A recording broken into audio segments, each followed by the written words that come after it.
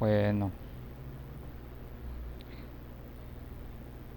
bueno, la idea de esto es que, bueno, ahí después ahí se lo paso a la, bueno, ahí se los comparto a ustedes esta Sí, grabación de otra forma que encontré. Bien. Em, Realmente cuando nosotros vamos a estar hablando de lo que tenemos que estar evaluando con respecto pues en este tema de lo que son pues algunos trastornos que puedan estar incidiendo en lo que es la psicopatología del menor, tenemos que estar considerando, por ejemplo, uno de los principales, que es los trastornos del proceso de vinculación.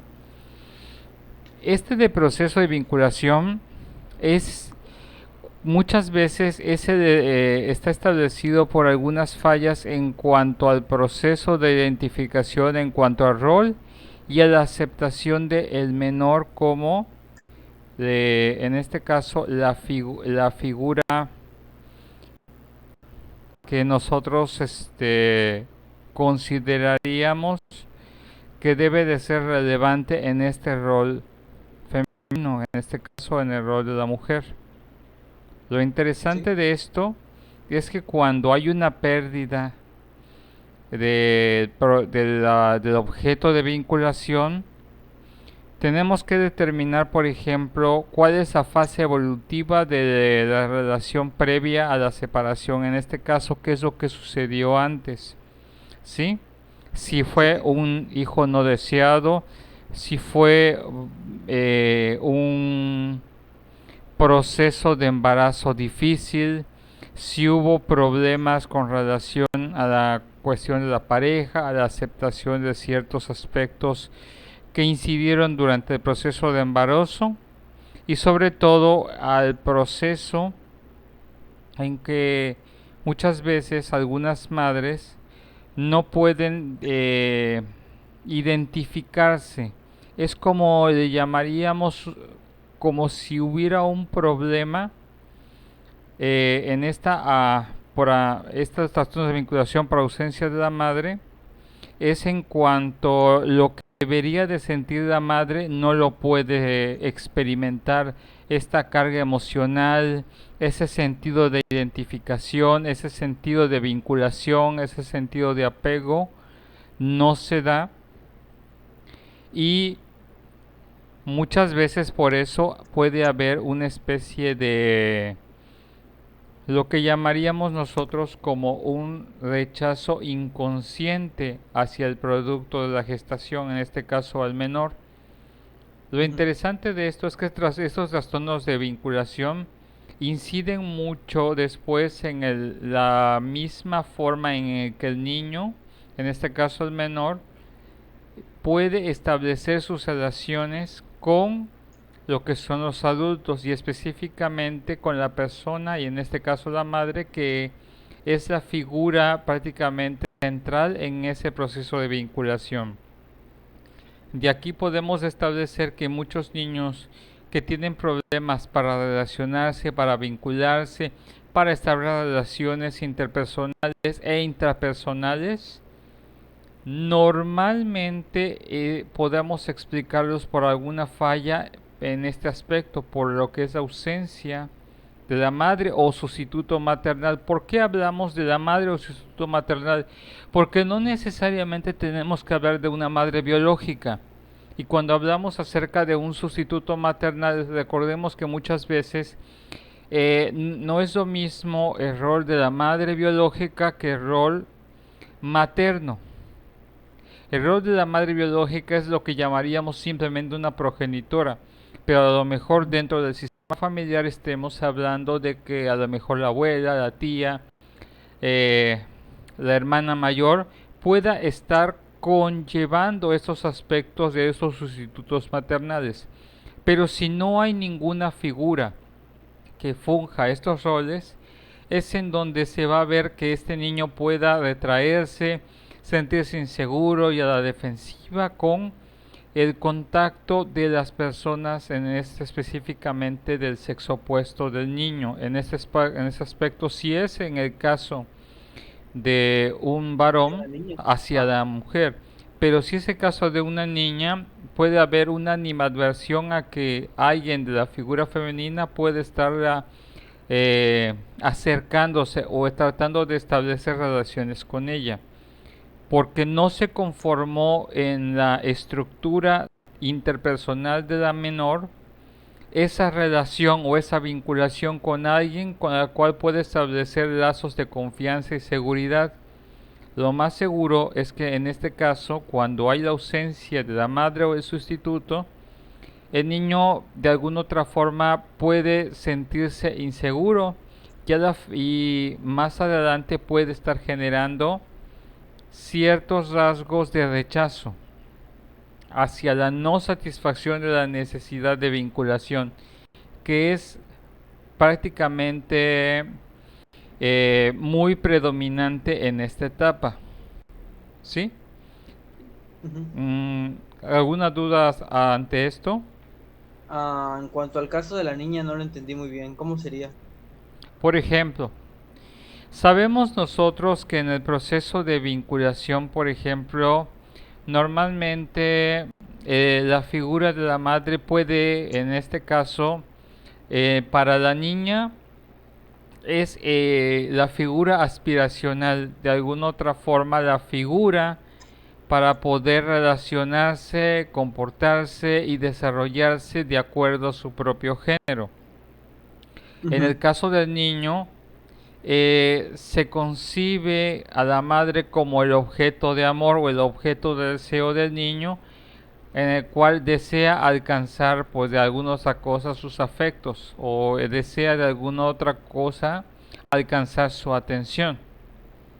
La mayoría de las veces puede suceder este tipo de situación. Por ejemplo, si a lo mejor hay una ausencia materna de cualquier tipo, no hay nadie que funja para la niña esta figura materna, ni menos la madre, de alguna otra forma va a sobrecompensar en la relación de la figura que forme la figura de autoridad o de reglas o moralidad, en este caso la figura del padre, y de alguna otra forma trata de sobrecompensar esta ausencia o de esta figura en su desarrollo y en su proceso de vinculación. Es típico que normalmente veamos que las niñas que han tenido algún problema de un trastorno del proceso de vinculación con las figuras maternas, prefieren estar en compañía de figuras masculinas más de que figuras masculinas de autoridad, como que las rechazan las figuras femeninas de autoridad y minimizan o menosprecian su importancia y su incidencia en su vida. Ya Y entendí. ya quedó un poco más claro. Sí. Ok, bueno, ese es un aspecto. A ver, bien. Otro de los, después podemos estar teniendo lo que es un trastorno es cuantitativo de la interacción. Estos trastornos ¿Cualitativo cuantitativos. o cuantitativo? Sí, sí, me equivoqué, perdón, error Ah, de yo pensé que era dedo. otra palabra. No, no era por repetir, sino porque sí. Perdón, error de dedo. Ok, Quise poner eso, pero me equivoqué, disculpe. Yo también no soy perfecto, ni nadie lo modos. es. Bueno, entre los trastornos cuantitativos de la interacción tenemos la hiperestimulación. Ojo, que muchas veces vamos a estar encontrando dos aspectos interesantes entre la hiperestimulación y la hipoestimulación.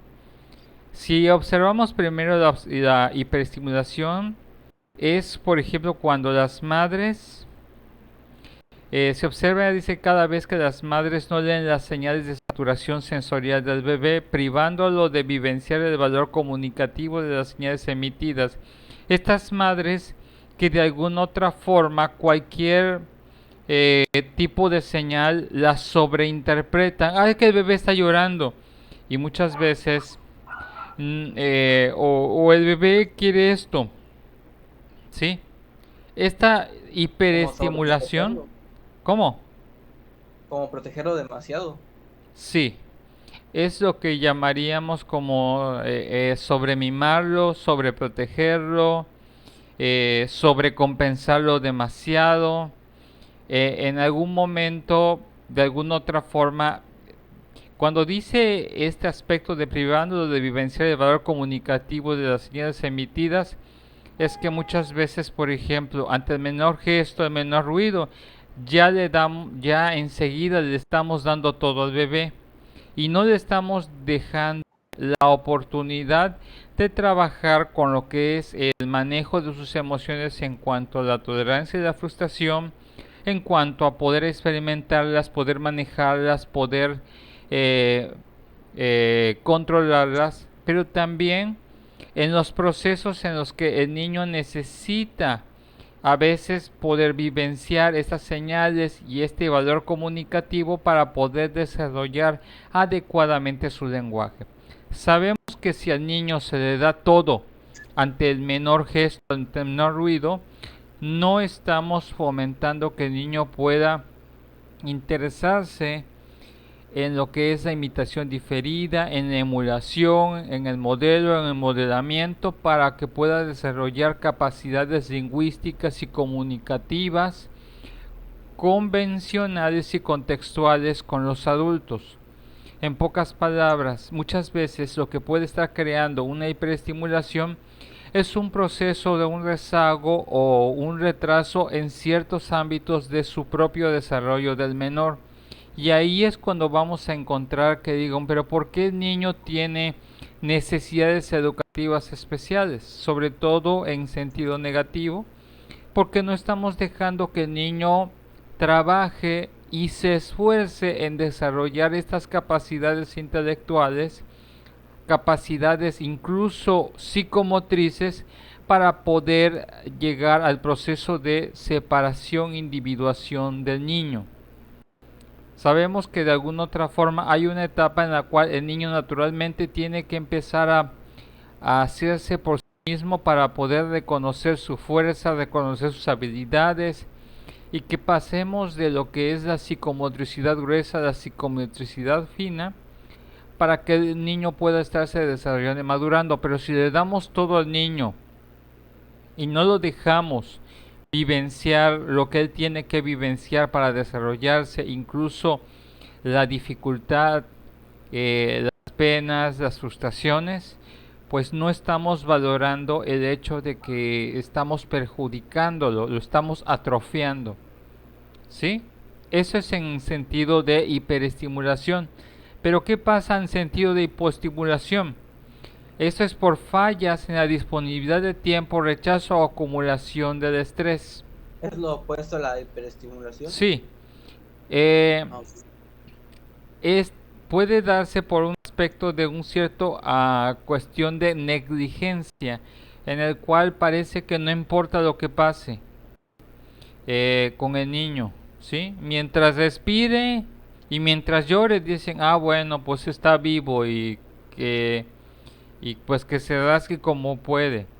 Este tipo de situaciones es lo que cuando hablamos por falta de disponibilidad, como que hay lapsos demasiado largos en el que el niño pues puede encontrarse demasiado frustrado y tarde o temprano desiste en insistir para insistir y se deja vencer y simplemente puede encerrarse en su propio mundo, puede estarse aislando, eh, puede interpretar el rechazo y manifestar rechazo a relacionarse, a aprender, a tener convivencia con las demás personas, o por alguna situación podemos nosotros de alguna otra forma crear niños estresados en algún momento cuando nosotros lo estamos exponiendo a situaciones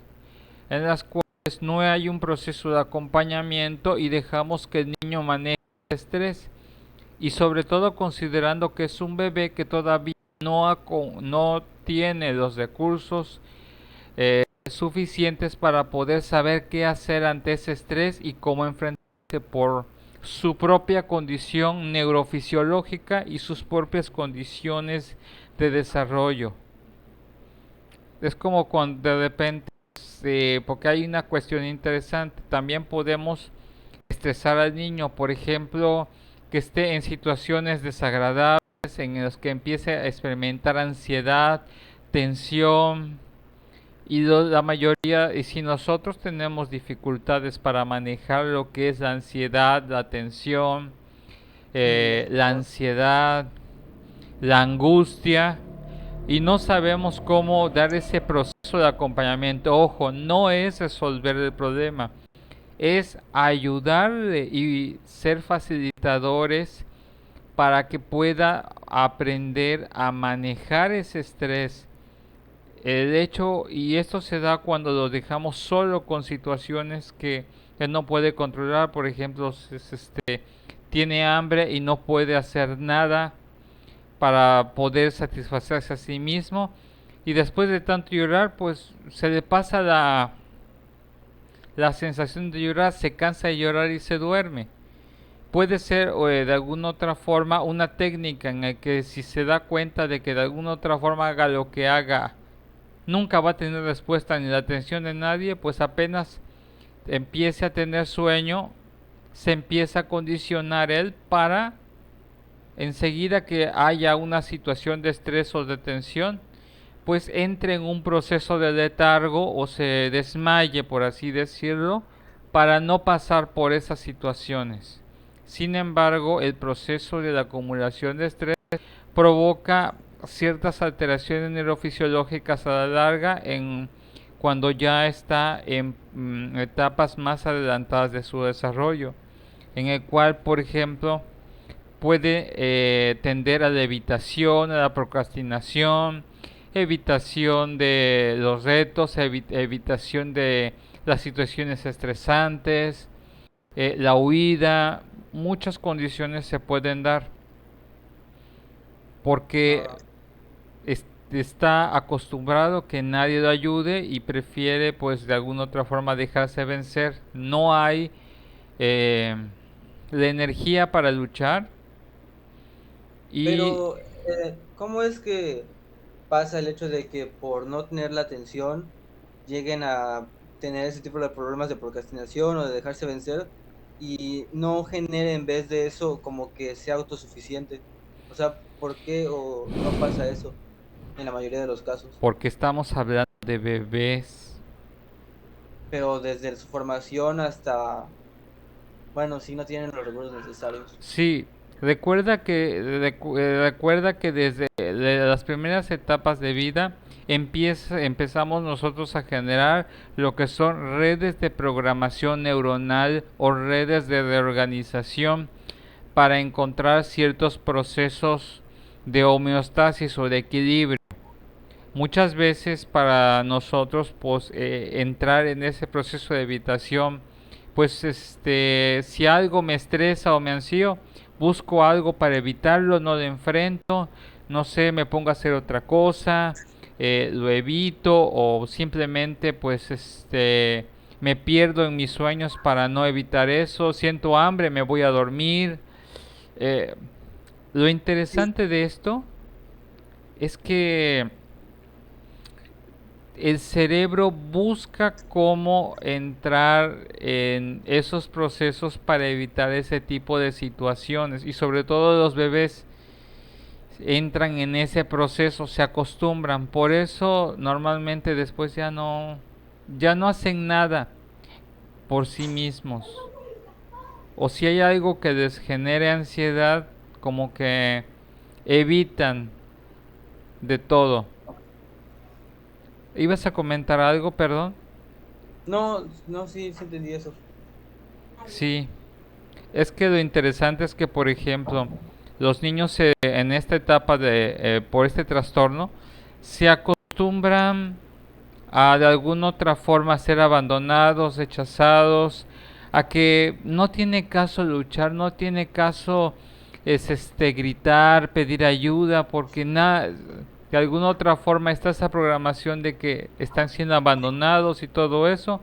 Entonces como que aceptan, entran en un proceso de resignación, en un estado de pasividad.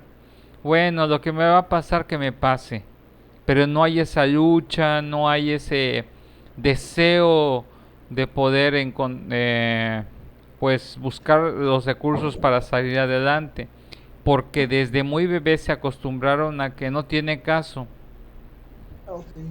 Pareciera Pareciera algo difícil de creer, pero muchas personas que han pasado por trastornos cuantitativos de interacción de tipo de hipoestimulación normalmente buscan estados placenteros rápidos, estados de placer rápidos, momentáneos, pero no los encuentras como que tengan la fuerza psíquica o la fuerza psicológica para poder decir, bueno, me voy a esforzar, aunque me cueste trabajo, voy a esforzarme en hacer esto. Y desde muy niños se acostumbran a eso. Son niños que no, después de pasar de que sean llorones, a que ya no lloran, ya no se mueven, ya no dicen nada. Los niños con hipoestimulación y los bebés con estimulación parecen extremadamente tranquilos, pero están en un estado de pasividad porque se han rendido ante las situaciones que de alguna otra forma se sienten condicionados a que hagan lo que hagan, nada va a cambiar, hagan lo que hagan. Nadie va a venir a ayudarlos por ellos, así que como que pareciera una especie de incluso aparente apatía a lo que les pase o a lo que suceda a su alrededor. No sé si me di a entender, di a comprender esta No, sí, sí parte. entendí. ¿Sí? Sí, ¿Seguro? Ok. sí, o sea, la hiperestimulación no permite que el bebé se enfrente, bueno, que realmente dé su potencial o que su crecimiento no sea el adecuado, porque en cualquier pequeña alarma obtiene todo. Sí. Y la hipoestimulación es lo contrario, en lo que el bebé no tiene la atención necesaria de parte de quien lo cuide y crece con el sentimiento de abandono, como de Ujú. rendirse fácilmente. Así es.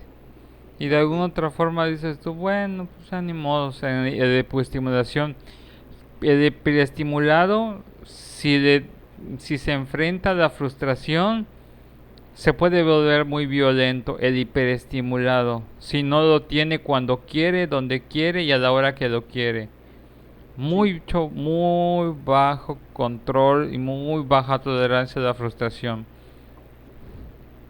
En cambio, el hipoestimulado ni se frustra. Como que está feliz, lo ves igual. Lo ves triste, está igual. Está enojado, es igual. Pues nada voy a hacer. ¿Estás contento? Sí. ¿Estás enojado? Sí. ¿Estás triste? Sí. ¿Te desagrada eso? Sí. ¿Te gustó esto? Sí. No sabes muchas cosas que esperar, pero hay un antecedente en el cual parece como que no hay esos aspectos de desarrollo. Como que... Y ahí lo empezar a ver desde muy pequeñitos.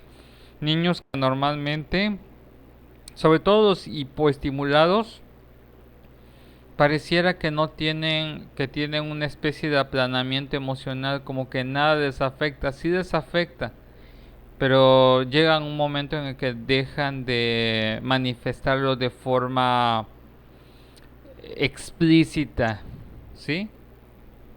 Ujú. Y a veces diferenciar sus estados de ánimo con un bebé hipoestimulado a veces es un poco complicado, porque no sabes por qué está molesto, por qué llora, por qué no llora, o si está tranquilo porque no está tranquilo aparentemente, o simplemente pues decide pues no reaccionar al estímulo aversivo. ¿Ok? Después tenemos lo que son los trastornos del tipo vincular de tipo ansioso ambivalente. Este tipo de trastorno de vínculo ansioso ambivalente dice: el niño duda de la disponibilidad de la madre y presenta angustia de separación. Son esas situaciones en las cuales el estilo de crianza es de tipo caótico, en el que el niño no sabe cuándo va a estar la madre, cuándo lo va a estimular, cuándo no lo va a estimular. No hay un sentido en el niño del cual podemos establecer que pueda tener algo que esperar, como que una predisposición, como que en su vida siempre va a presentar este aspecto de la angustia de separación por el hecho de que normalmente la madre puede estar con él tal vez en un momento, no sé, 1 hora, 2 horas, y en otro momento 3 horas está, después tarda 4, y de alguna otra forma esa certeza y esa sensación de que en algún momento la va a abandonar la madre puede hacer que de alguna otra forma genere esta angustia de separación. Y esta angustia de separación es de hecho desde que ya empiece a interpretar de que se va la madre, ya empieza a tener reacciones emocionales adversas, como si se estuviera, como puede haber hiperventilación, puede haber hiperexcitación emocional, puede haber fácil llanto, puede haber, por ejemplo, pánico, angustia, angustia, desesperación, ansiedad extrema. Si llega, por eso este tipo de niños cuando son expuestos a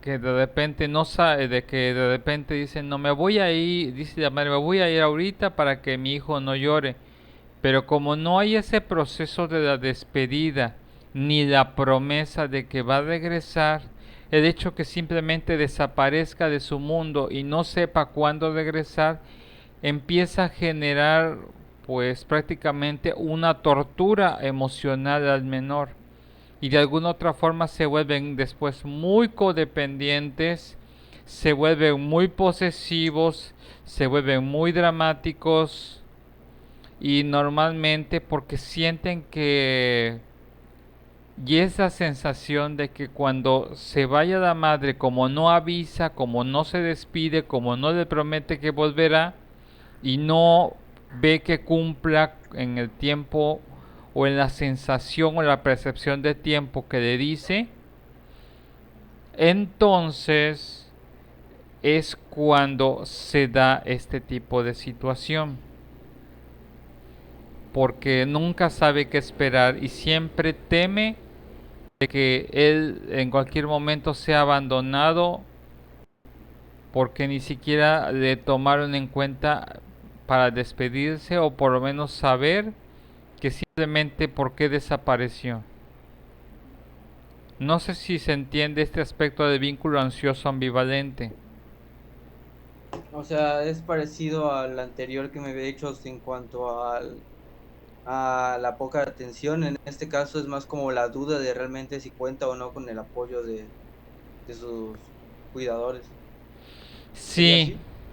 puede ser que sí, pero aquí la situación es un poquito más caótico, porque de pronto la mamá puede estar pegada a su bebé, sobrecompensándolo por las horas o días que no está con él, no se separa, lo llena y lo estimula afectiva y emocionalmente, y al otro momento, ¡pum!, desaparece, ni se despide, ni nada, y el niño se queda angustiado, llorando, con esa sensación de abandono o esa sensación de pérdida. Prácticamente estos niños, cada vez que la madre se va, es como si sintieran que si le arrancaran el corazón, emocionalmente hablando. Ok. No sé si me expliqué. Sí, sí. Ok. Después tenemos el vínculo ansioso evitativo. Dice, el niño va creando expectativas negativas hacia la disponibilidad de los padres a través de una experiencia de negligencia emocional. Ojo, aquí no tiene que ver mucho con los aspectos de, de tiempo físico. Aquí tiene que ver con los aspectos de la calidad de la satisfacción de las necesidades emocionales del niño.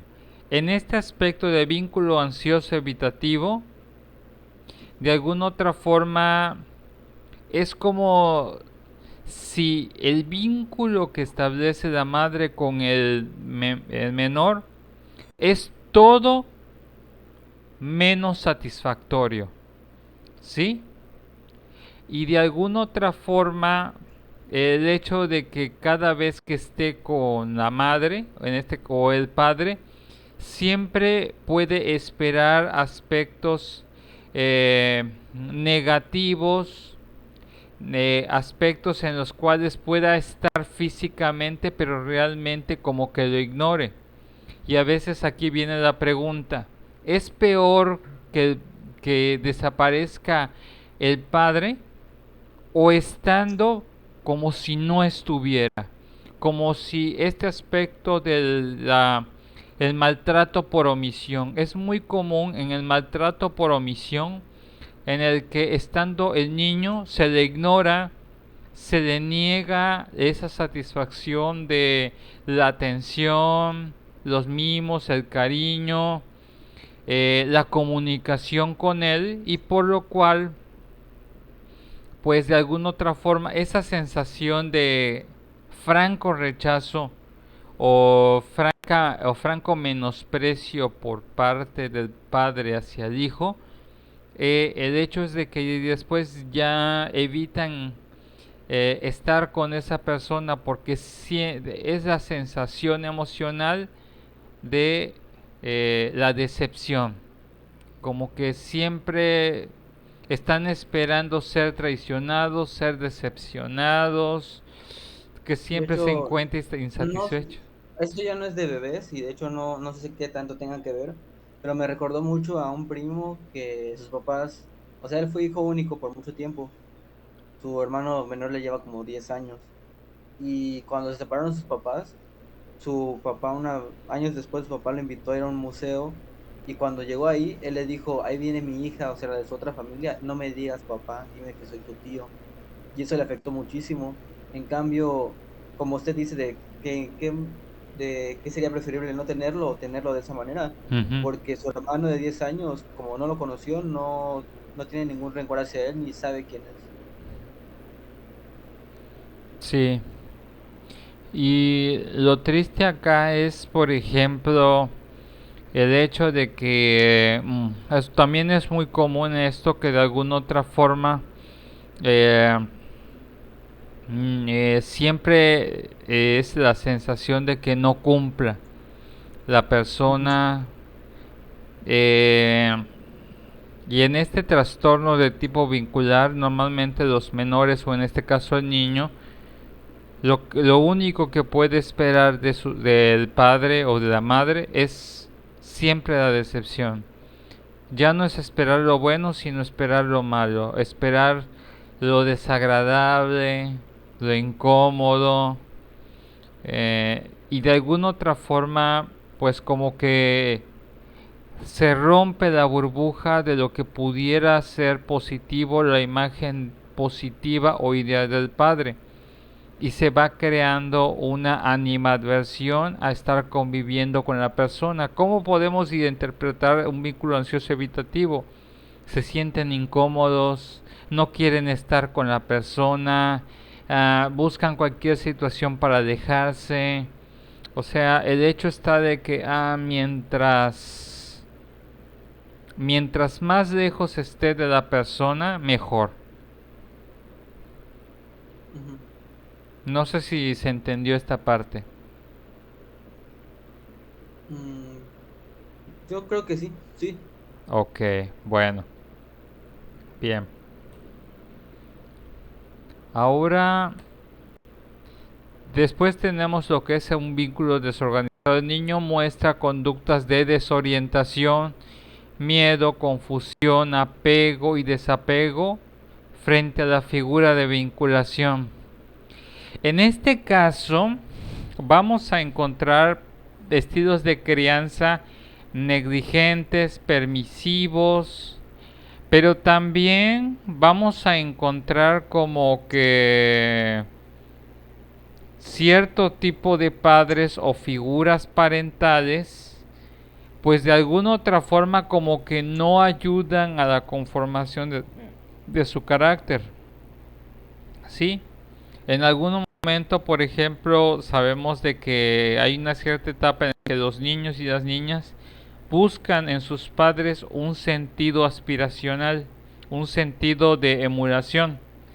Y muchas veces, por ejemplo, un vínculo desorganizado es cuando de repente el menor está más preocupado por la estabilidad emocional de su padre que de su propia estabilidad emocional. Son niños que de repente tienen que fungir roles que no les corresponden y es común que se sientan confundidos, desorientados, sientan miedo porque no hay una figura que los ayude a enfrentar las situaciones y a entender las situaciones de la vida. Se sienten confundidos, puede darse un apego posesivo o un total desapego. Sobre todo cuando hablamos acerca de la figura de vinculación, que de alguna otra forma, por ejemplo, un apego es muy patológico, puede ser en el aspecto de que es que tengo que estar con mi mamá, es que tengo que ayudar a mi mamá. De alguna otra forma sienten que ellos son la figura de autoridad, la figura de protección, la figura fuerte y de alguna otra forma el padre pues es la figura a la cual proteger. Es raro los casos, pero normalmente es muy común que estos niños se ocupen más de los adultos a los cuales tienen afectos, pero no se ocupen de sus propios afectos y situaciones emocionales. Como que el yo pasa a tercer o cuarto plano y empiezan a preocuparse y establecer roles que no les corresponden. ¿Sí? O puede ser un aspecto de desapego en el que emocionalmente se encuentran fatigados y de alguna otra forma pues no sienten pues esa relación. Ah, ese es tu papá, sí, pero no es el papá que tengo en mente y no es el papá como que yo con que yo me puedo identificar. No hay identificación, no hay un proceso de identificación con la figura y en el cual dicen, bueno, pues voy a buscar otra que sí tenga lo que necesito. Y lo interesante acá, ese desapego es como que de alguna otra forma pueden llegar hasta menospreciar al adulto que cumple esa figura de vinculación. Eh, ¿Algún comentario, alguna duda sobre esto?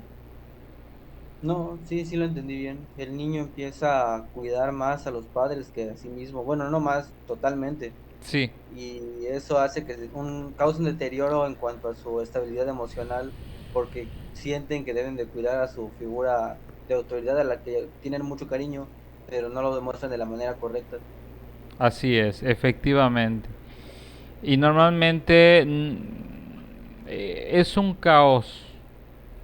A lo mejor aparentemente puede ser un niño normal, pero cuando entran a las siguientes etapas evolutivas de desarrollo, empezamos a ver los verdaderos problemas que se van a empezar a ver más adelante, ¿sí?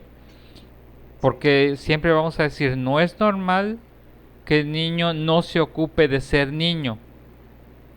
No es ujú, normal que el niño se ocupe de ser el papá de sus papás o que el niño se vuelva el líder de sus figuras de vinculación o sus figuras parentales. No está bien porque un hay un proceso de alteración en cuanto a los orden de jerarquías y al orden de desarrollos evolutivos. ¿Ok? Bien. Sí, Vamos a ver, por ejemplo, también otra cuestión son las secuelas de los trastornos de vinculación. Por ejemplo, otro que es común es el trastorno reactivo de vinculación en la infancia y la niñez. Según dice, esto está presente en la clasificación del DSM-4 y el IC10 o CI10. Dice, se refiere a una perturbación de las relaciones sociales del niño que puede presentarse como tipo inhibido o disinhibido en cualquier contexto y se inician antes de los 5 años según el DSM-4. La crianza patógena es responsable de este trastorno. Tenemos estos trastornos en los cuales, ¿qué es lo que sucede con los niños? Podemos tener niños demasiado súper reprimidos o niños prácticamente sin ningún tipo de límite, sin ningún tipo de control de sus propias emociones y sentimientos, ¿sí? Y esto es lo peligroso porque están en los polos. Un tipo de individuo desinhibido puede exponerse a ciertas condiciones desadaptativas, ¿sí? En sentido de que puede tener dificultades con los demás o ponerse en riesgo. Y el tipo de desinhibido que puede tener constante ansiedad y miedos y por lo cual es más cómodo o es más seguro no reaccionar, no responder y se mantiene pues de alguna otra forma reservado. Lo que llamaríamos, parece que estos niños están encerrados en su concha, están encerrados en su caparazón. No sé si has escuchado ese término, sí, ¿sí? Esos niños que, híjole, para sacarle las cosas tienes que sacárselos a cucharadas y con taladro, porque si no, no sale nada.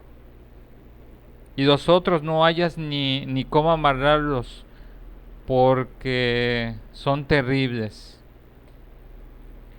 Por ejemplo, otro aspecto interesante es el aspecto de lo que es el maltrato físico y psicológico hacia el niño. Aquí vamos a hablar de la correspondencia del acto, aquí ya más claro, de impulsivo frente a situaciones de frustración, en interacción con el bebé, fracaso en el calmarlo, alimentarlo. Aquí es un fallo de lo que es la figura de vinculación o la figura parental, porque de alguna otra forma son personas que no tienen un buen manejo de inteligencia emocional y se dejan llevar por los impulsos emocionales del momento y pueden llegar a ser muy violentos o pueden ser bastante crueles con los menores al ser figuras vulnerables, sí, dada que su frustración, dada que no son persistentes, no son consistentes al momento de aplicar disciplina o aplicar el hecho de un adecuado crianza de tipo constructiva, de tipo asertiva, ¿sí? Y aquí hay un problema entre el aspecto del rechazo entre la figura del bebé imaginario reparador y el bebé real. La persistencia entre cómo desean que sea su bebé en su forma de ser y cómo realmente es, pero no hay esa persistencia por alcanzar esas expectativas en cuanto al menor. Lo interesante de todo esto es de que tenemos que identificar cuáles son las características por ese proceso de duelo, Porque muchas veces hay padres que tienen una perspectiva muy idealista y muy fantasiosa de cómo debe de ser su bebé. Y el hecho de que no cumpla con las características o circunstancias de su bebé los frustra y los lleva a perder el control emocional y tienden a ser a veces crueles o agresivamente violentos de tipo físico. Pero pues hay que considerar este aspecto. ¿Alguna duda ante esto? No, o sea, por lo que entendí, cuando los padres no saben manejar las reacciones del hijo, suelen a tener una frustración tan grande que llega a ser incluso violenta, Ujú. físicamente hablando. Y eso provoca una repercusión en el niño en la cual él reacciona con facilidad de este tipo de esta manera a cualquier estímulo, o sea, de manera agresiva. Así es, efectivamente. Okay.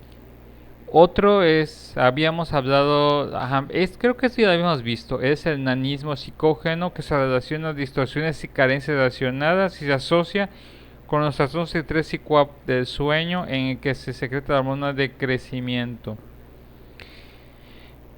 Muchas veces, por ejemplo, es muchas situaciones en las cuales el niño no termina de desarrollarse y crecer, ¿sí?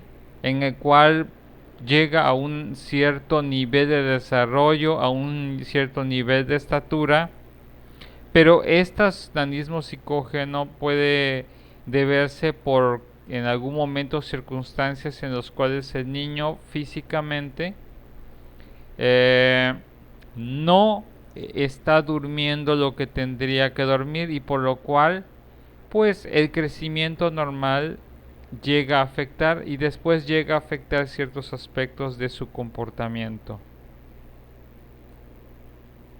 Ok. Estas son algunas de las modalidades más comunes que nosotros podemos encontrar en los bebés. Las modalidades de expresión somática, trastornos en expresión somática. Por ejemplo, los cólicos de los 3 primeros meses y se afecta principalmente a bebés hipertónicos sujetos a una preocupación materna excesiva y ansiosa.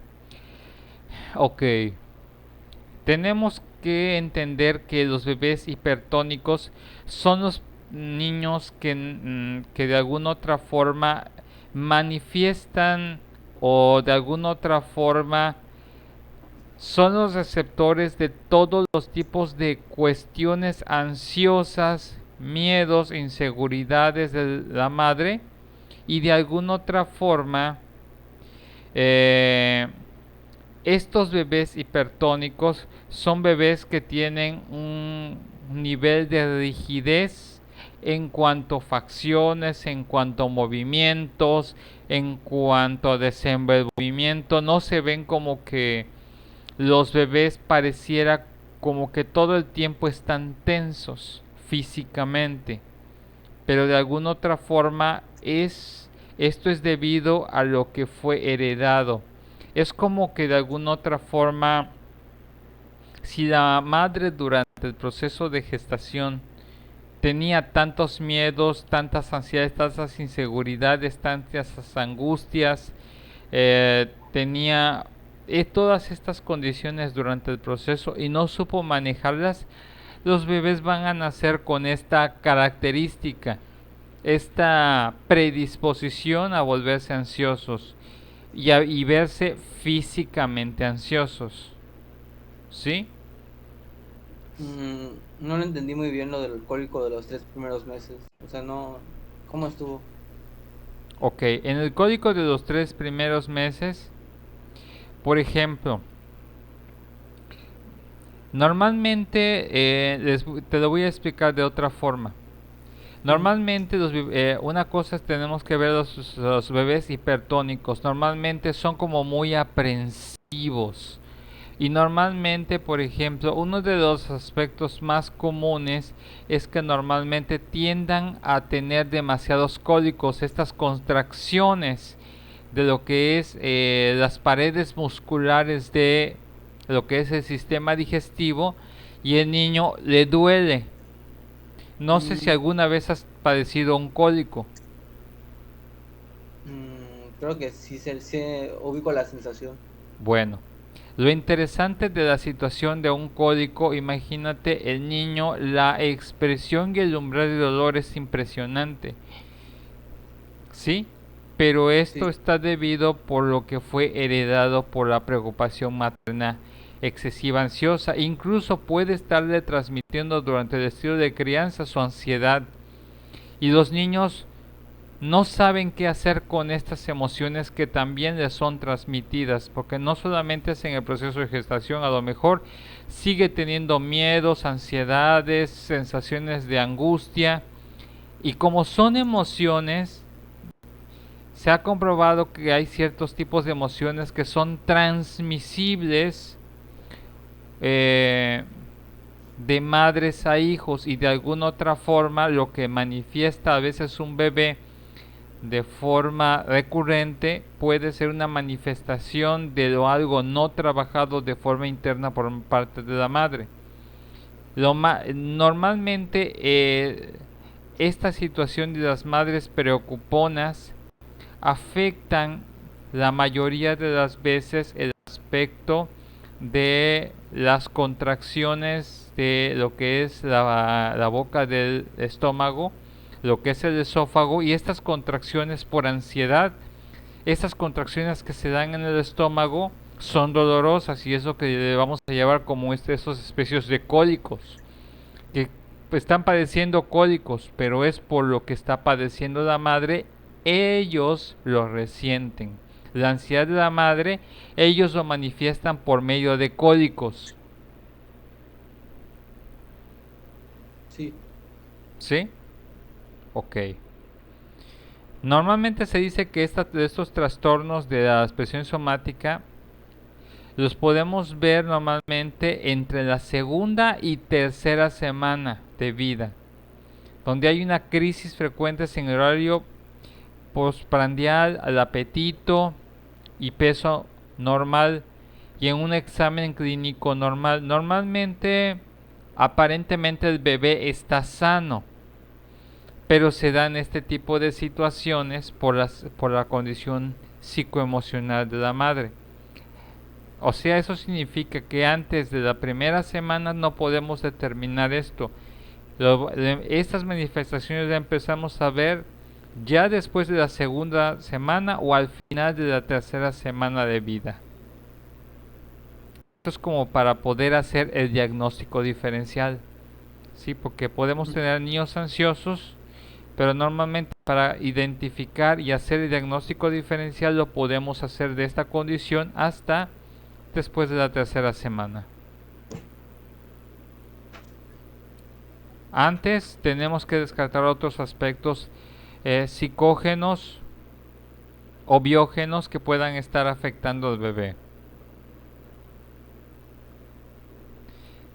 De ahí tenemos el aspecto de los trastornos del sueño, por ejemplo, insomnio del primer semestre.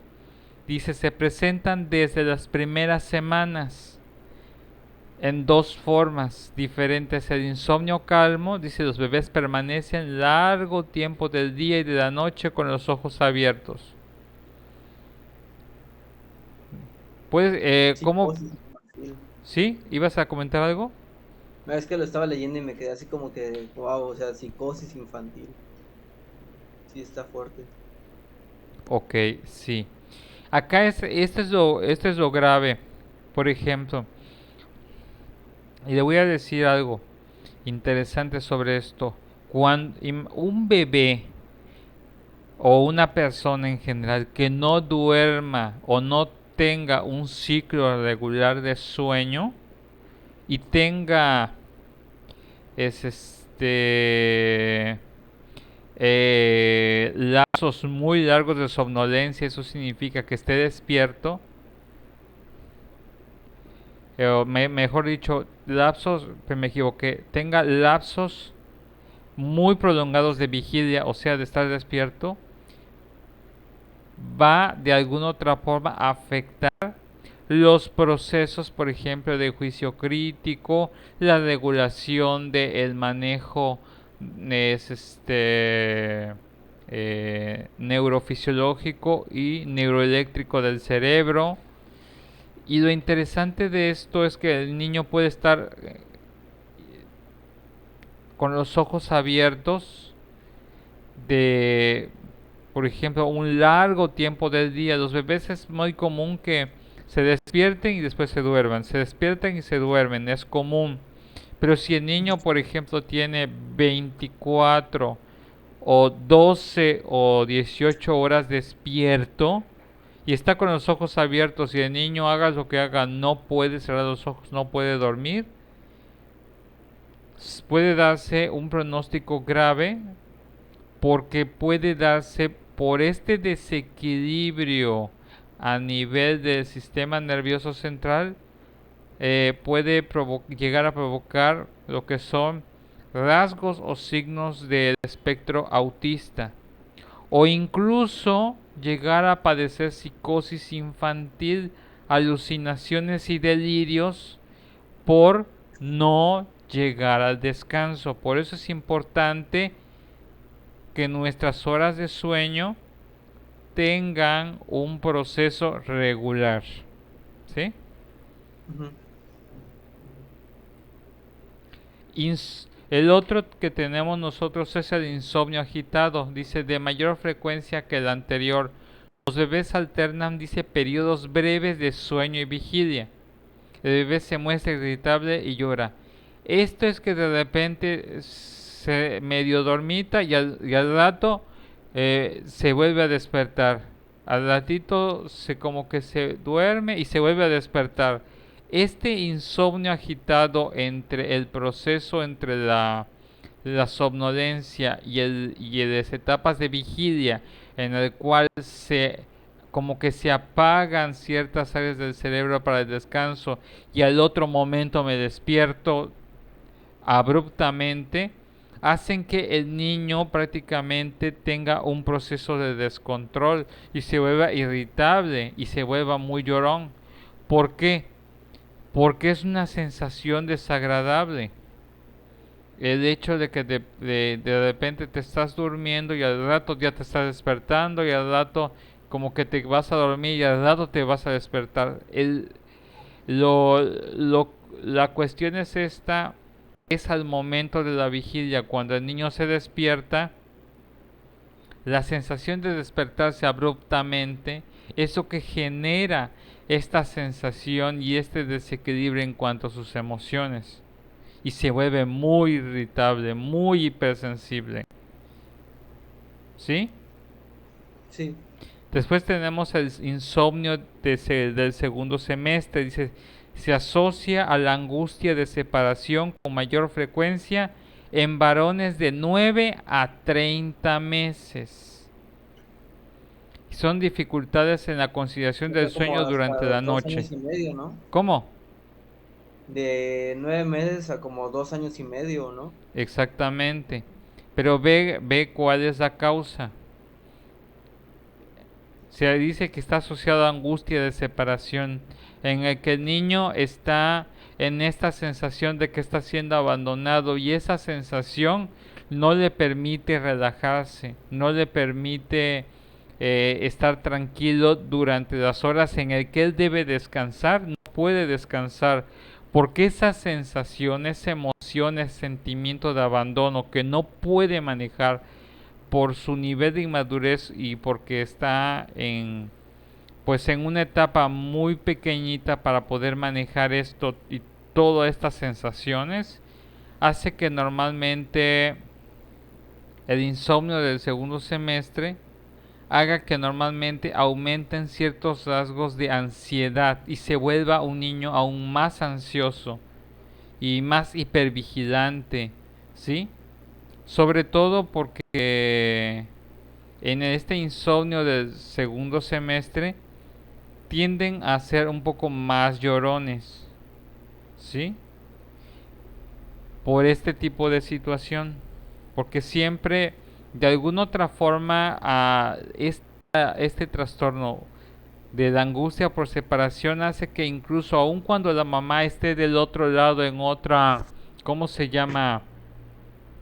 En otro cuarto, hace que se levante y no pueda dormir porque piensa que la sensación de que en algún momento en la noche se va a ir y lo va a abandonar, aun cuando esté al lado. Y entonces llora cuando incluso lo dejan en su cuna y la mamá se va a otro lado. Y y lo único que lo calma aparentemente es que la madre pueda tenerlo en brazos. Pero incluso no se duerme porque puede estar temiendo que en cuanto se duerma Se va a lo ir. va a abandonar. O sea, entra en un aspecto, y esto también puede llegar a ciertos aspectos neuróticos en el bebé, y puede volverse de un carácter muy feo, muy irritable. Y de alguna otra forma no es feliz y hay un gran sentido de insatisfacción constante en él. ¿Insatisfacción? ¿Cómo en qué sentido?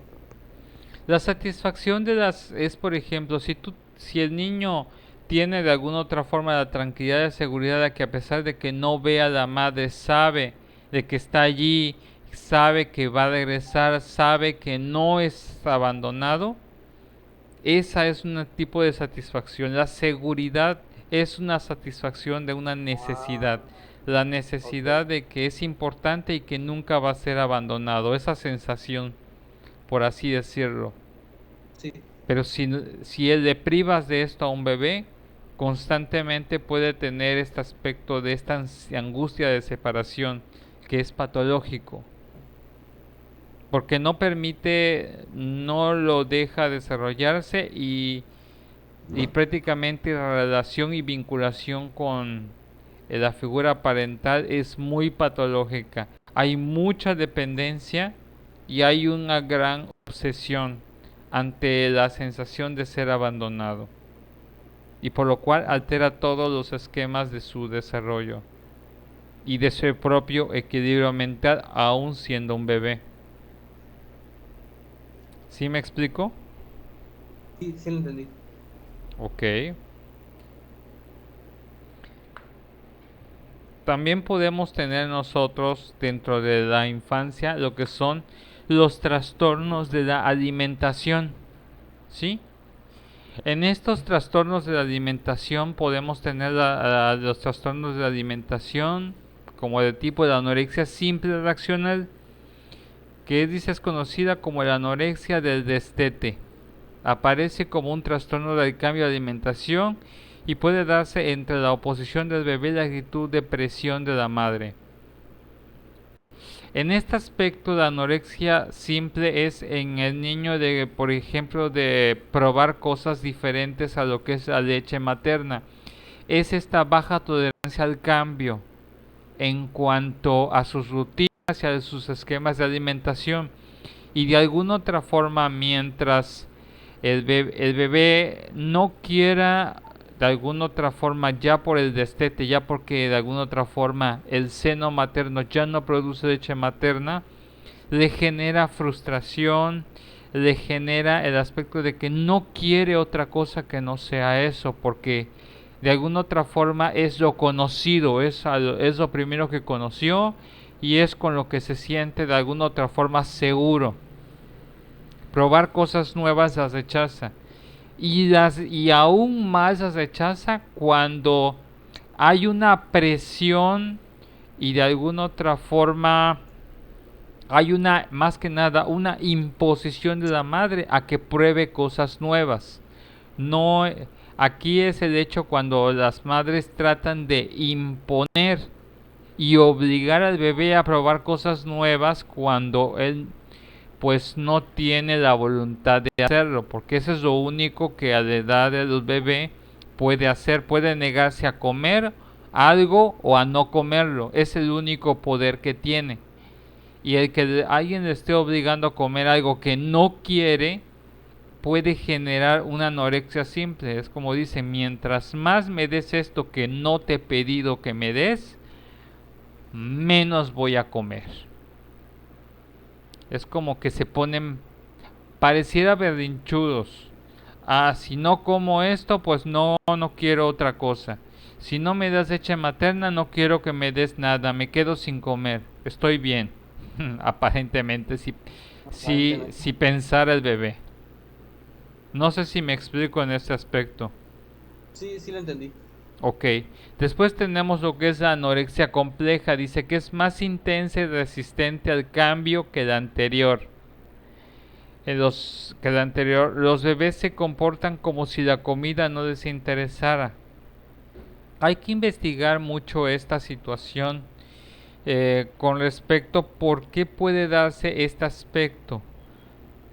Normalmente cuando se da la anorexia compleja es en algún momento esta condición de lo que sí puede controlar el bebé, que es comer, normalmente ante algo que ya no se le está proporcionando, normalmente genera el aspecto de la desconfianza, la inseguridad y de alguna otra forma como que aparentemente pierden el interés en comer, ¿sí?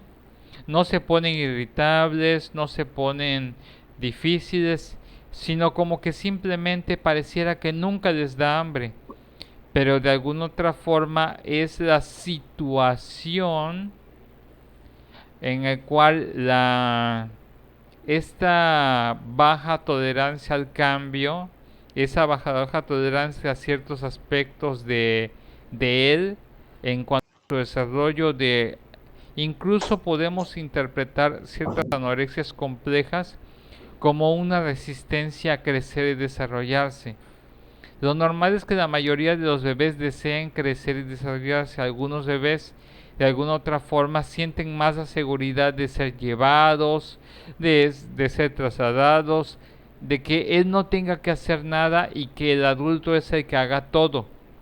Esta condición de la resistencia al cambio también puede deberse a ciertas circunstancias en las cuales las expectativas en cuanto a lo que el bebé debe de hacer de acuerdo a sus etapas evolutivas de desarrollo y no está haciendo de alguna otra forma es que hay una cierta edad en que los niños ya deben de empezar a comer por sí solos. Ah, pero si no me das de comer, yo no lo voy a hacer y no lo hacen. Se los puedes poner y no lo comen porque están acostumbrados tal vez que el adulto lo haga cuando ya debería de ser capaz y sentir satisfacción por el logro de él, por lo menos intentar, por ejemplo, alimentarse por sí mismo, o por lo menos hacer los ensayos o los intentos. No, el bebé en este caso normalmente como no quiere cambiar o no quiere pasar esa etapa, pues parece como que no le interesa. Pero hay que investigar muy bien qué otros aspectos pueden estar relacionados. Esta anorexia compleja también puede estar desempeñado, por ejemplo, a lo mejor está relacionado también con el aspecto de la resistencia al cambio en el que, es que mi mamá me daba el alimento, bueno, pues ahora es la abuela, ahora es la tía, ahora es el papá, ahora es el hermano mayor o la hermana mayor. Esta cuestión del cambio hace que normalmente también pueda generar muchos otros aspectos. Lo interesante aquí es identificar en la anorexia compleja que se da en los bebés a qué tipo de resistencia al cambio es la que se está enfrentando el bebé para poder identificar cómo poder intervenir y cómo identificar por qué se está dando este tipo de anorexia. Porque si te das cuenta ya te di muchísimos ejemplos y todos son posibles, pero hay que identificar cuál de todas estas posibles alternativas es la que está surgiendo para que se dé esta anorexia compleja. No sé si me di a entender y explicar. Mm, lo del... No, no me quedó muy claro, la verdad. O sea, En esta, o bueno, tal vez sí lo entendí. En esta parte es como que el bebé realmente no quiere comer por sí solo, sino que la gente, o sea, sus padres le den de comer y si no pasa de esa manera, él simplemente no le encuentra como interés a comer. ¿Sería algo así? Puede ser una de esas. A lo mejor está tan acostumbrado, pues ese puede ser una cuestión. Otra puede ser el alimento. Otra puede ser que otra persona ya lo tenga que alimentar. Aquí lo interesante de la anorexia compleja, que es más intensa y resistente al cambio, es el cambio está específicamente relacionado con cualquier cosa que el niño le es difícil aceptar como cambio, algo nuevo dentro de su esquema. Por ejemplo, a lo mejor si siempre estaba la mamá y ahora la mamá no puede darle de comer porque ahora entró a trabajar, pero pues ahora está la abuela, pues a lo mejor no quiere comer con la abuela y no porque no es la mamá. Entonces se abstiene y parece como que no le interesa comer porque no es la mamá o no es el papá. O sea, pueden darse por muchas situaciones, pero todas es en general es alguna situación de algún cambio en la dinámica y la rutina del bebé. Cuando se da un cambio o una rutina eh, de la de la vida y cómo está acostumbrado el bebé a llevar su vida, ya sea con las personas, las cosas. Por ejemplo, hay bebés que tienen anorexia de tipo compleja si ya no les dan en su mismo biberón, si ya no se sientan en tal lado, si ya no lo ponen en ciertas situaciones o ciertas posiciones en las cuales se siente cómodo.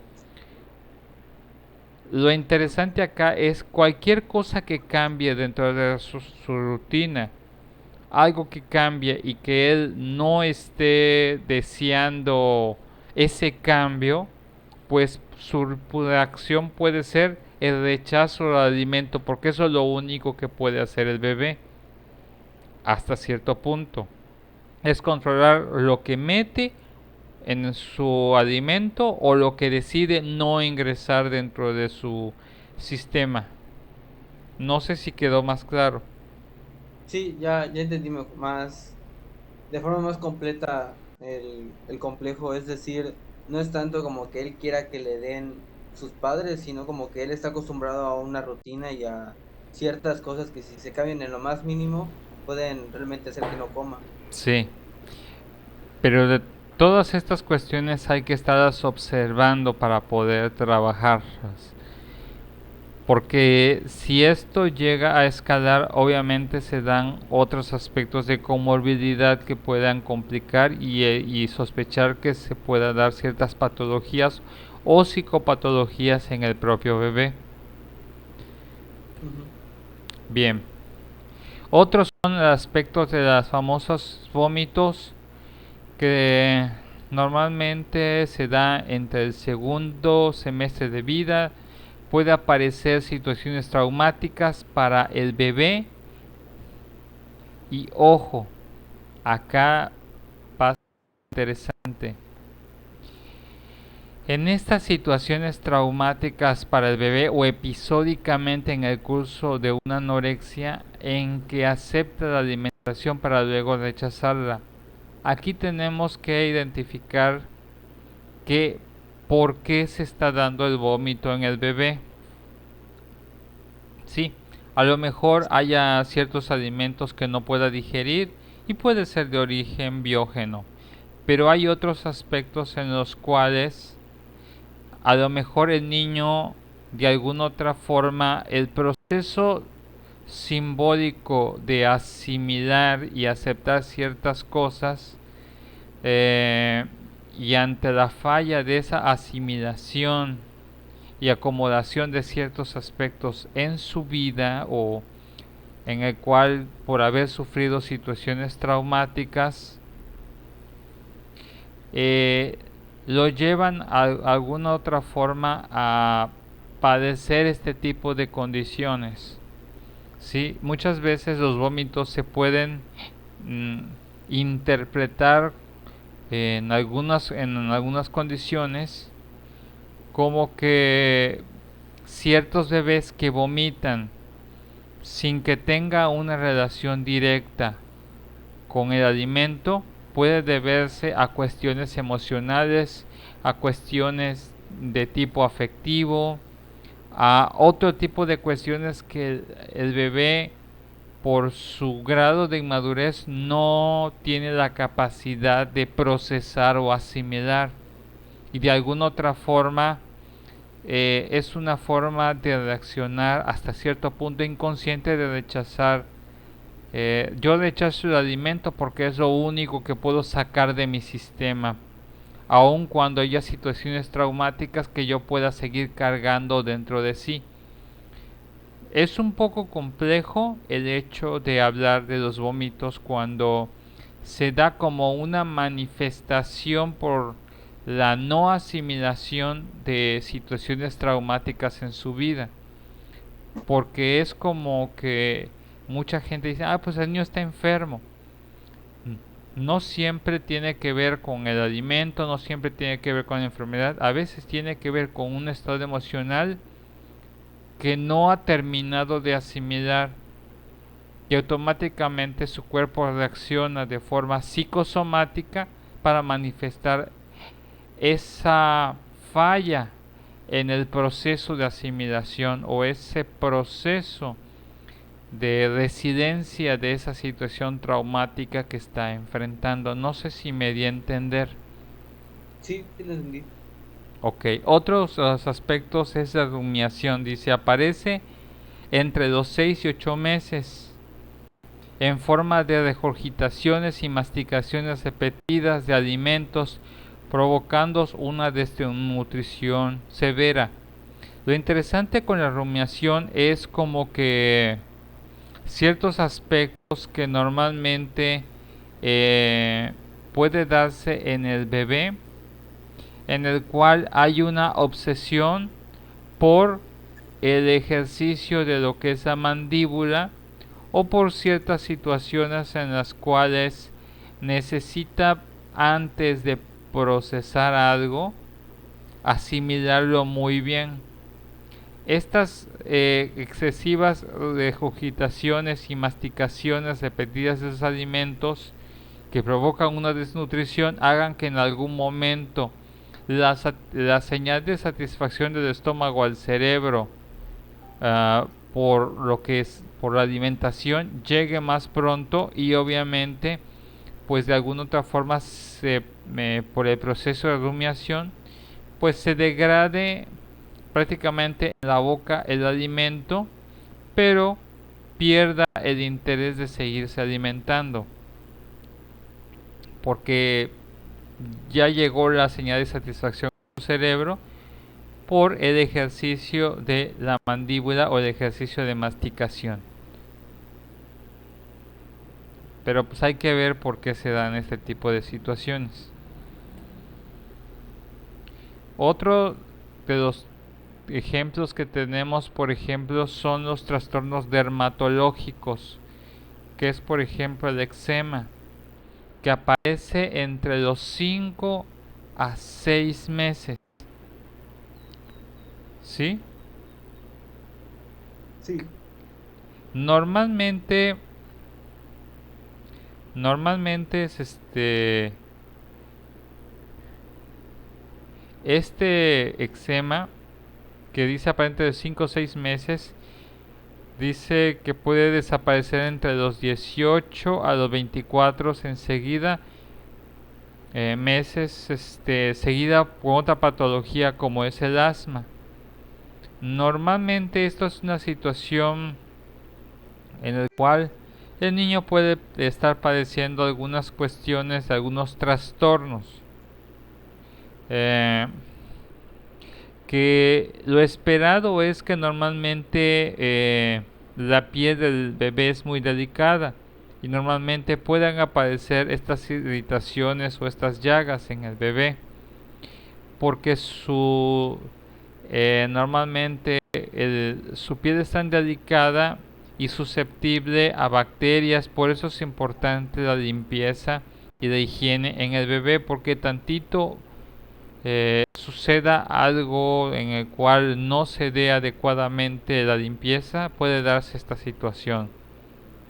Sin embargo, esta condición de que puede dar en algún momento lo que es el eczema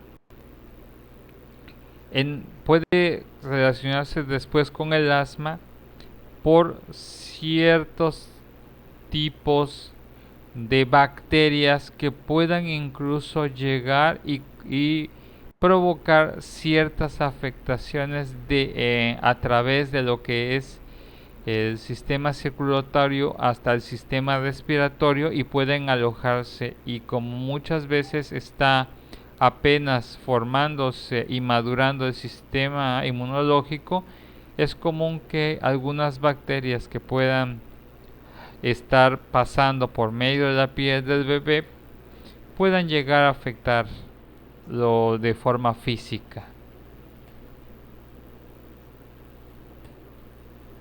Ok. Uno de los aspectos que normalmente podemos observar es, por ejemplo, es en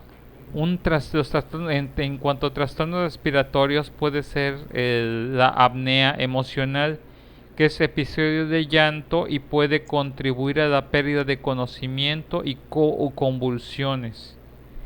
¿Sí? Bien. De alguna otra forma, este término de la conocido como la apnea,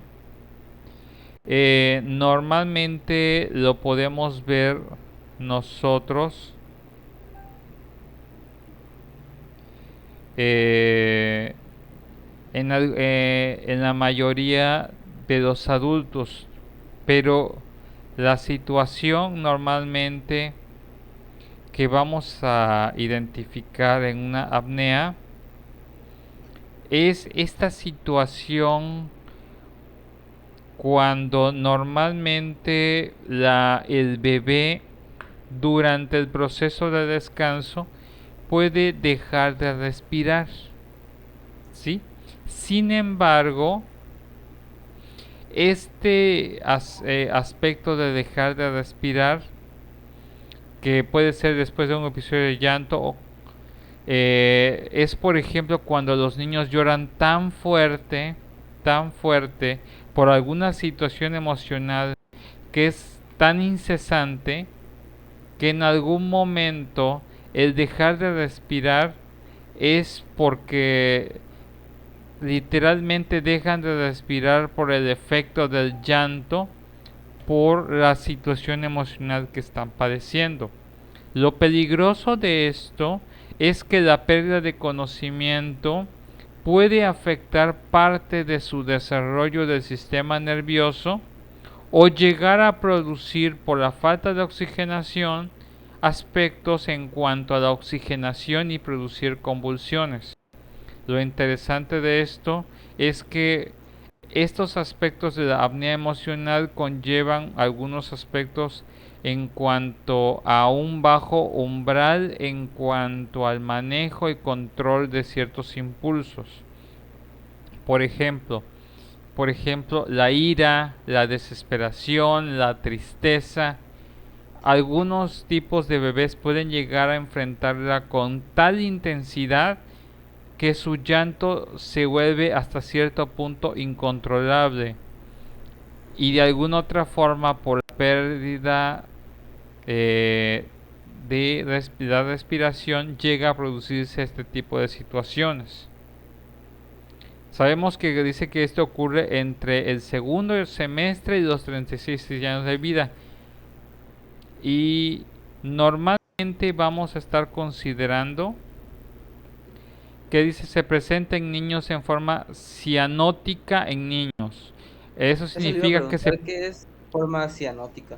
se ponen azules ¿En serio? Sí, porque dejan de respirar, se ponen azules los bebés porque no están respirando.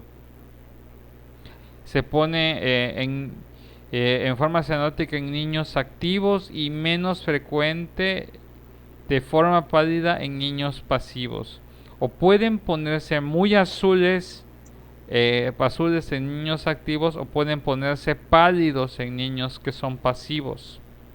Los niños pasivos por lo general, su ritmo cardíaco y su ritmo de respiración es bajo, pero los niños que son muy activos y requieren mucha oxigenación para sus actividades, es ante este tipo de condición pueden ponerse azules, porque realmente el hecho de ponerse azules es que están sobrecargados de dióxido de carbono en su sistema en general y no pueden sacar ese dióxido de carbono que es nocivo para su desarrollo de su sistema respiratorio.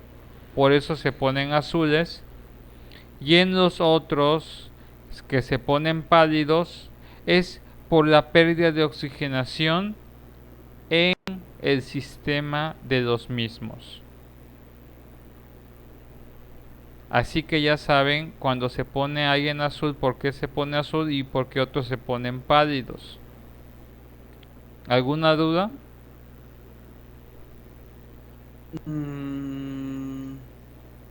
¿Me podría repetir otra vez lo de la forma pálida de niños pasivos? Lo Sí. último. Los niños que son muy activos, que son muy inquietos, normalmente, por ejemplo, requieren, por ejemplo, la actividad física en nosotros normalmente requiere mucha oxigenación, y nuestros pulmones por la actividad necesita la entrada de oxígeno y la salida de dióxido de carbono. Eso sí lo entiendes, ¿verdad? Sí. Ok. Estos niños, por ejemplo, dejan de respirar, pero ante la excesiva agitación en sus pulmones y porque no están sacando el dióxido de carbono de su sistema, el dióxido de carbono provoca el efecto de al parecer que se pongan azules. Ya entendí. En los niños que son más o menos que normalmente dice que esta condición de la apnea emocional es menos frecuente en los niños, y estos niños cuando les da apnea emocional por algún aspecto de llanto es diferente. Podemos identificar el llanto en los niños pasivos es normalmente una especie de quejido. En los niños que son activos parece como un lamento, como si les estuvieran arrancando el corazón estando despiertos. Y normalmente esta especie de quejidito es la obstrucción de la entrada en los niños pasivos de oxígeno, y por eso se ponen pálidos.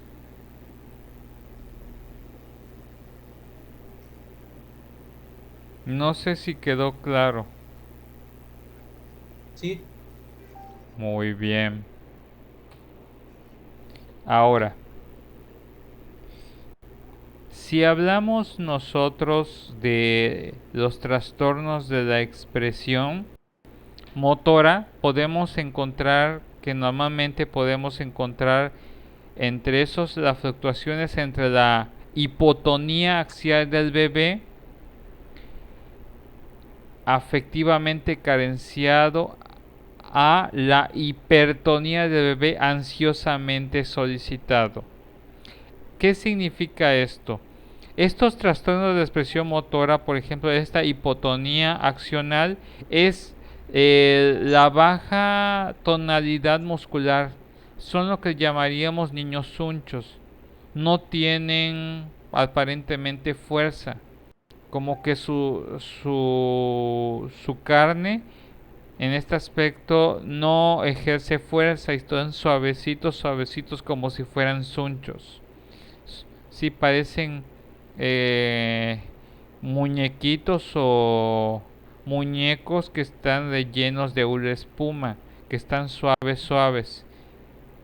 Normalmente cuando se da esta hipotonía axial en el que parece que no tienen fuerza a nivel muscular, normalmente hablamos de que pueden estar afectivamente carenciados. ¿Por qué decimos afectivamente carenciados? Porque de alguna otra forma la estimulación en estos bebés hace que se estimulen áreas de su desarrollo psicomotor y su desarrollo psicoemocional para poder estar relajados cuando su estado emocional está relajado, o tensos cuando hay una situación que realmente los tensa. Este aspecto de estar afectivamente carenciados es que no hay una estimulación en ellos y por lo cual no responden. O podemos tener la hipertonía del bebé, en el que están ansiosamente solicitados. Ansiosamente solicitados es en el que el bebé se vuelve la atención de todos, y normalmente la sobresaturación emocional puede provocar esto, en el cual la ansiedad de ser buscado, de ser solicitado y todo eso genera una sobrecarga emocional en el bebé. Lo interesante de esto es que cuando se da la hipotonía axial y pasa a una hipertonía del bebé en el mismo sujeto, es que en algún momento, puede ser que en algún momento, cuando puede pasar de que el niño no le den o no le presten atención, no le estimulen, y al otro momento lo estén sobreestimulando. Y esto es lo que causa un proceso de desequilibrio a nivel de la expresión motora, porque parece que no hay un proceso adecuado en cuanto a esos aspectos de su desarrollo, de cómo expresarse motrizmente. Pero esto está relacionado mucho con lo que él está recibiendo por parte de las figuras parentales, en el cual puede pasar de 0 a 100 en, en muy poco tiempo, y el no poder asimilar cómo expresarse motrizmente es lo que vamos a estar observando, ¿sí? Porque normalmente puede pasar de un estado a otro, pero esto es por la influencia de los padres. No sé si quedó claro este aspecto. Sí. Ok. También tenemos lo que son las descargas de tipo rítmico. Por ejemplo, esto es algo, vamos a estar observando en un tipo de trastorno particular de la infancia. Por ejemplo, balanceos, descargas de tipo respiratorio, llevarse los dedos a la nariz, descargas de tipo agresivo como golpearse la cabeza, descargas autoeróticas. Lo interesante de estas descargas de tipo rítmico es que pareciera que el bebé no puede controlar este aspecto. No parece como que... Como que lo haga agrede. ¿Cómo? Como que lo haga agrede, o sea, con la intención de hacerlo. No parece más bien como que el bebé pueda controlar estos tipos de impulsos, ¿sí? Normalmente se puede estar balanceando, puede tener descargas de tipo respiratorio y llevarse los dedos a la nariz. En algún momento puede tener descargas de tipo agresivo como golpearse la cabeza, ¿sí? Sí. Puede tener descargas autoeróticas. Estas descargas autoeróticas es que normalmente el niño esté muy interesado en estimular sus partes, ¿sí? Pero se da prácticamente como impulsos, no es algo como digas, ah, no, pues el niño reaccionó por esto y ese es el motivo. No, aquí es la situación de esto, es que esto se puede dar de forma espontánea. Algunas de estas características que podemos observar, a veces las podemos observar en los niños que tienen rasgos de espectro autista. ¿Sí? O sea, no todos, pero algunos aspectos sí, que tienen balanceos, descargas de tipo respiratorio, que tienen descargas de tipo agresivo, que se golpean la cabeza. Algunos pueden llegar a tener descargas autoeróticas y de ahí empezamos a sospechar que este tipo de rasgos, porque como que vienen de la nada, o sea, nada los provocó, simplemente pum, lo empiezan a hacer. Y es Ujú. muy profuso el momento de estar haciendo ese tipo de cosas. Los trastornos de motricidad, por ejemplo, también se polarizan ya sea hacia la hiperactividad, agitación, excitación o hacia la pasividad, la inercia y la apatía. Lo interesante de la motricidad, de polarizarse, de tener niños demasiado hiperactivos, demasiado agitados, excesivamente excitados o demasiado eh, pasivos, que se dejan llevar, que aparentemente no responden ante los estímulos del exterior. Podemos encontrar estos dos extremos.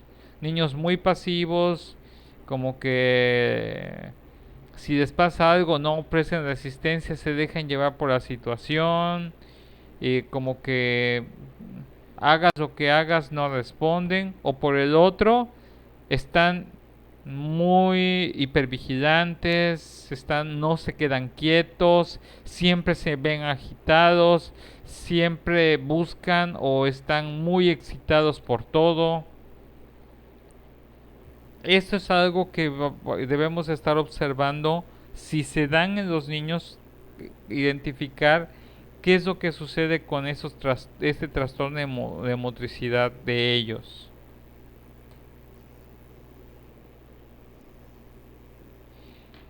Por ejemplo, después podemos tener lo que son los trastornos de la expresión mental,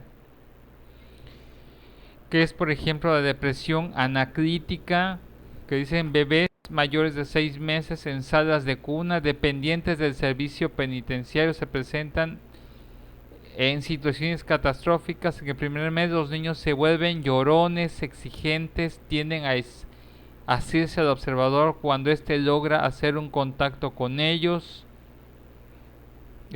Por ejemplo, en el segundo mes dice el lloriqueo se cambia en gemidos, se inicia la pérdida de peso, hay una detención en el índice de desarrollo.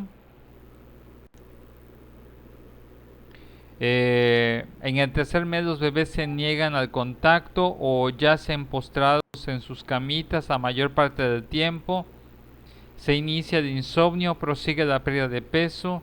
Hay una tendencia a contraer enfermedades interrecurrentes como el retraso motor, se generaliza. Y en algunos casos puede haber incluso eh, rigidez facial. Este tipo de situaciones tienen que ver por condiciones en las cuales no están creciendo en un ambiente positivo, en un ambiente de construcción que conlleve un sano estilo de crianza. ¿Sí? Estos en algunos casos los podemos observar.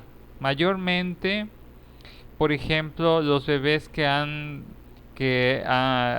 sido rescatados de situaciones de desastres, bebés que normalmente han sobrevivido a alguna situación abrupta, por ejemplo, de violencia, o que están viviendo en una situación no apta para su proceso de desarrollo, específicamente como en un cerezo, como en una prisión, porque sus padres ahí se encuentran. Por eso hay que evaluar todo lo que está sucediendo con ellos, porque es un proceso de desorganización total. También tenemos nosotros otros aspectos, por ejemplo, lo que es un humor disfórico. Dice, se presenta como un comportamiento de indiferencia sin quejas ni lágrimas, de inexpresividad más que de tristeza. En este Sí, he aspecto, visto niños así, bueno, bebés así como que tienen su mirada muy triste todo el tiempo. ¿cómo? Sí, he visto bebés que tienen como que en su cara reflejan tristeza, como si no hubiera otra emoción dentro de ellos. Oh, sí. Obviamente no están llorando porque pues obviamente su estado natural es constantemente melancólico y triste. Hay como una especie de apatía. Ujú. Este humor disfórico hay que estar observando en ellos. Este aspecto del humor disfórico hay que observarlo muy de cerca porque podemos desarrollar rasgos depresivos en el menor y obviamente, por ejemplo, ya se está descubriendo que existen rasgos de depresión infantil y desde los aspectos del humor disfórico ya podemos sospechar estos tipos de rasgos. Porque antes se pensaba que solamente la depresión lo podían padecer los adultos, pero ahora se ha comprobado que también nosotros lo podemos identificar en los menores. Y sobre todo porque no es normal que los niños no respondan a estímulos.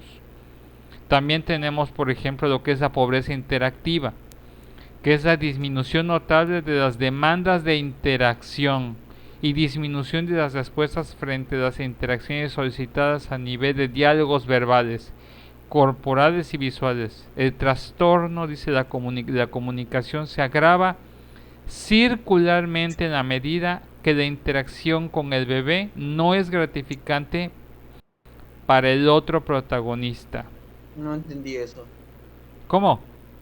No entendí eso, lo de Ok. gratificante para el otro protagonista. De alguna otra forma, aquí vamos a estar conllevando. De alguna otra forma, el niño para que pueda reaccionar tiene que ver el espejeo en la otra persona, en el adulto con el cual se está desarrollando. ¿Sí? Si el niño hace algo y el adulto no le responde o no le hace una, pues de alguna otra forma, una reacción coherente con lo que él está haciendo, y lo mismo si es lo que haga pareciera que de alguna otra forma eh, el niño interpreta como que lo que él hace pues es rechazado o es ignorado por parte del adulto, de alguna otra forma empieza a tener ese proceso de pobreza interactiva porque no se da la comunicación o no verbal entre el bebé y los demás. Por eso, aunque suene tonto, a veces esa situación de onta bebé y, y esconderse y aparecerse para que el niño reaccione, es una forma de... y es un juego y es una técnica para que los niños pues de alguna otra forma puedan interactuar, puedan reconocer sus emociones, puedan reaccionar ante ellas, ¿sí? Como que se desarrollen emocionalmente, ¿no? Y Efectivamente, si el niño no le cognitivamente también. hablas, si el niño no lo tocas, si el niño no lo ves, obviamente va a haber una pobreza interactiva. El niño necesita ser escuchado, visto, tocado, Y fíjate que creo que no es escuchado, tanto por todo. lo que le digas, sino como la emoción con la cual te comunicas con él, lo que le da a entender las Efectivamente, cosas. sí. Creo que lo más grave no es lo que le digas al bebé, sino lo que no le digas y de alguna otra forma pues el niño se va teniendo esta pobreza interactiva porque si no hay padres que no platican con los bebés, solo se dedican a alimentarlos y todo, pero no hay ese diálogo verbal. También se da esa pobreza interactiva porque dicen, porque de alguna otra forma el bebé no va a responder ante eso. Y si todos los adultos del medio tienen esa misma técnica o esa misma forma de interactuar con él de forma indiferente o apática, pues el niño va a tener esa pobreza interactiva, así va a crecer. Por eso Ujú. dice que se agrava circularmente en la medida que la interacción con el bebé no es gratificante para el otro protagonista. En este aspecto, el bebé hace cosas como para buscar el agrado, la aprobación, la aceptación, la respuesta. Pero si Sí, no hay respuesta, se da la pobreza interactiva en él mismo. Y ya tampoco reacciona ante los demás. Esos bebés que de repente haces algo y nada más se te quedan viendo, pero ya ni deciden verte, te ignoran. Son muchas cosas.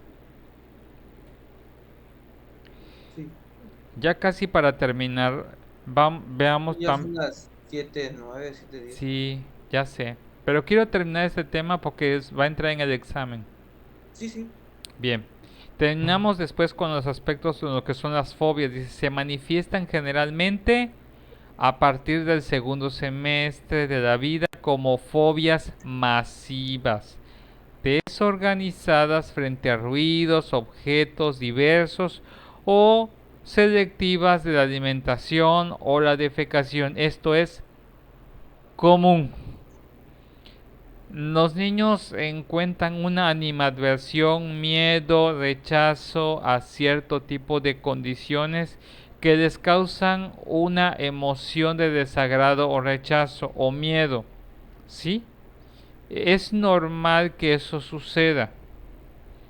Sí, normalmente cuando nos empezamos a alarmar, cuando estas fobias alteran el proceso evolutivo y de desarrollo del niño para que pueda crecer y eh, de alguna otra forma solventar y enfrentar esas fobias conforme va creciendo.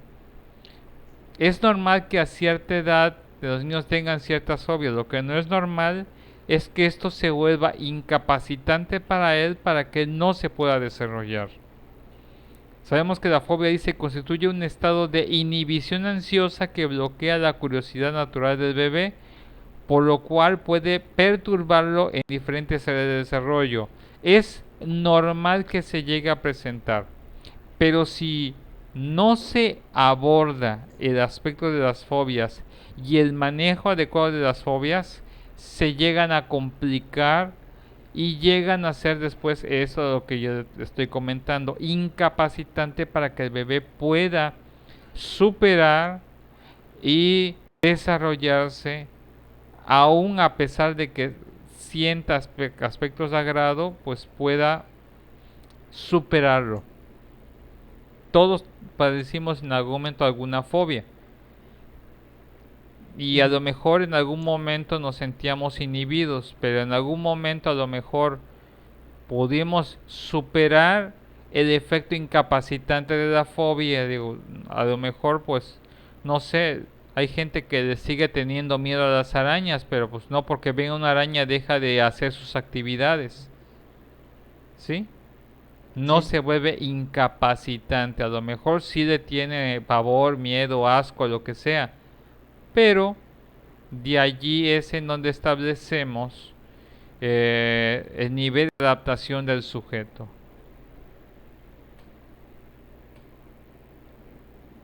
Ok, nada más déjame ver cuánto falta.